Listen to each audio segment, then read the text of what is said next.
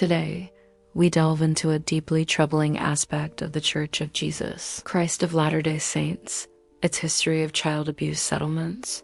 We'll examine the top 6 most high-profile cases where the Church has paid out millions to victims, raising critical questions about how Mormon leaders have, or have not, protected children within their congregations. These cases highlight instances where individuals entrusted with spiritual guidance were accused of sex crimes, and where the Church itself faced allegations of failing to report abuse or actively covering it up.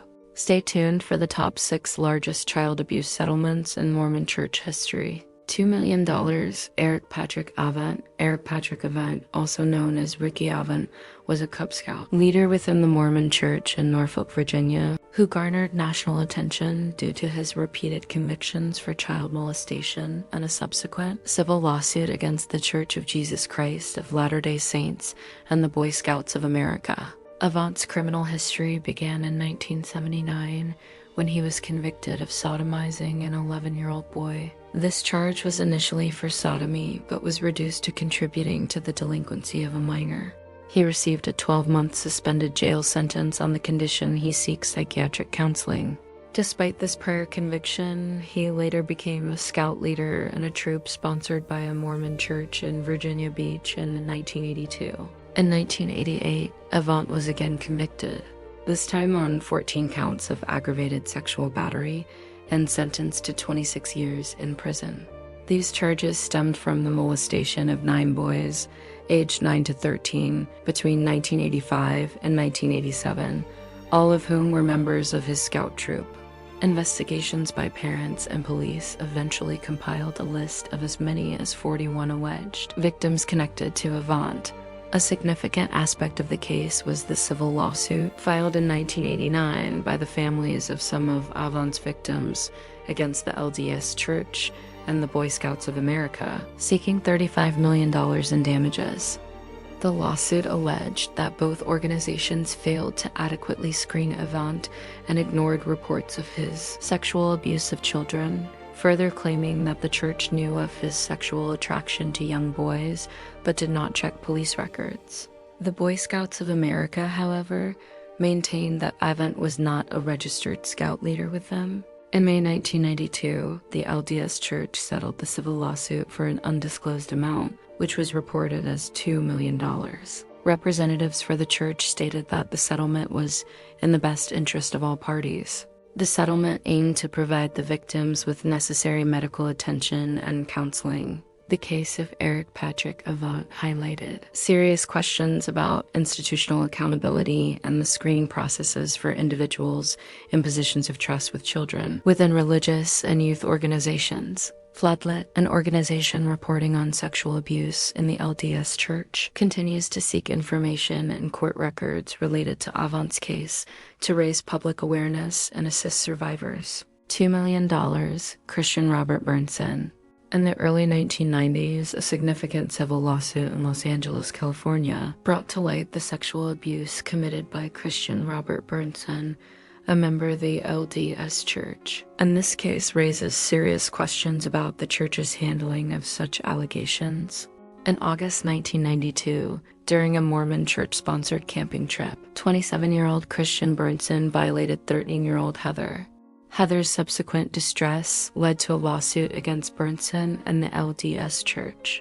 The lawsuit alleged negligence on the part of the church, as evidence suggested Bernson had abused 2 other girls at an LDS church campout in 1990. Marnie and Jenny had reportedly informed their then-bishop, Robert Wise, who allegedly dismissed their claims.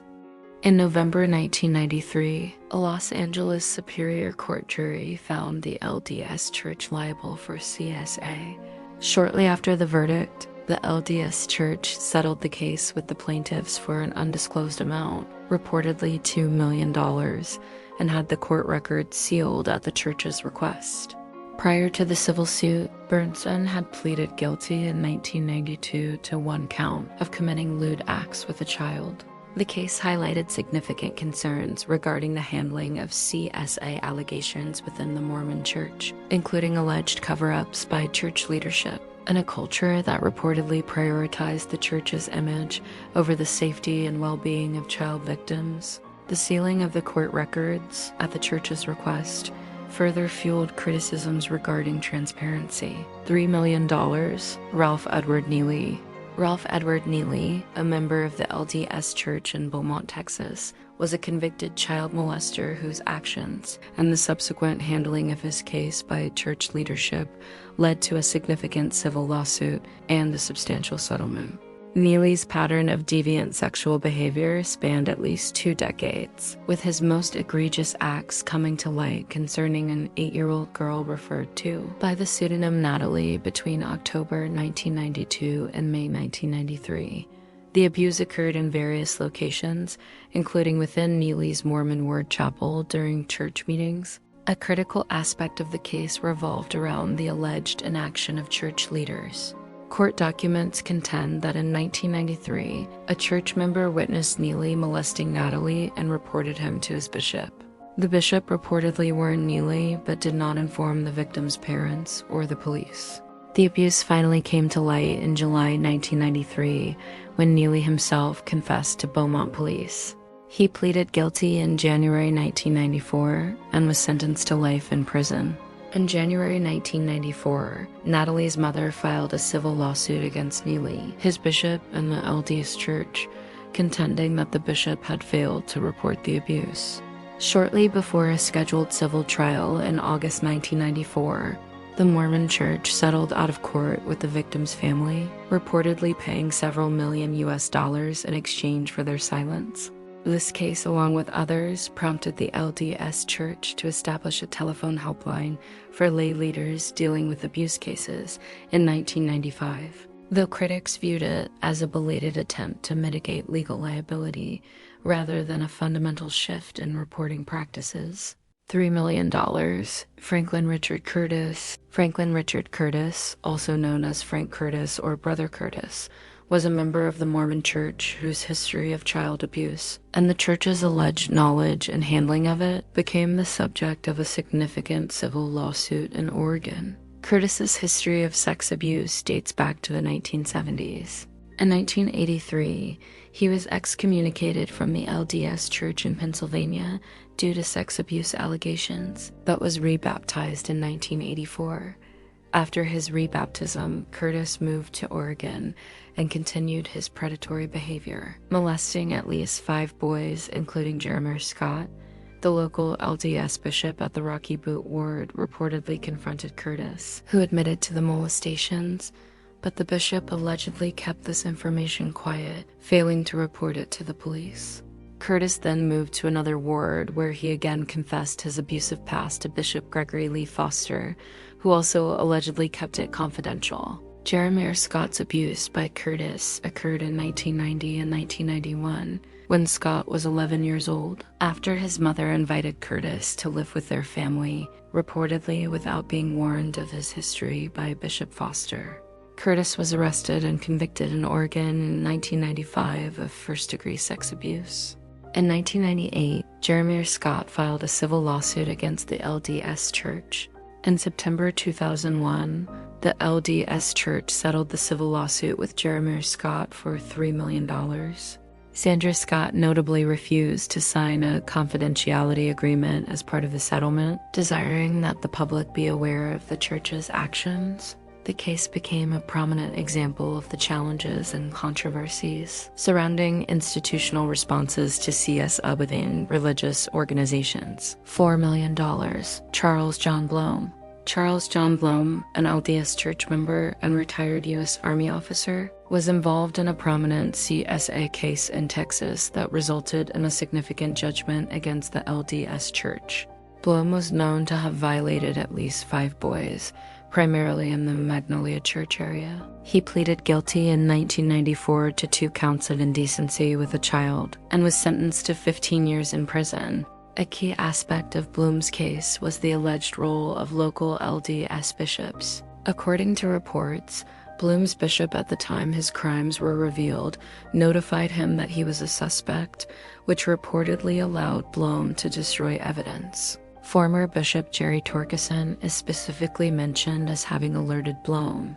In a civil lawsuit in Montgomery County, Texas, a jury found the National LDS Church liable in 1998 for failing to protect an 8-year-old boy who was sexually assaulted by Blome. The jury's verdict ordered the church to pay $4 million.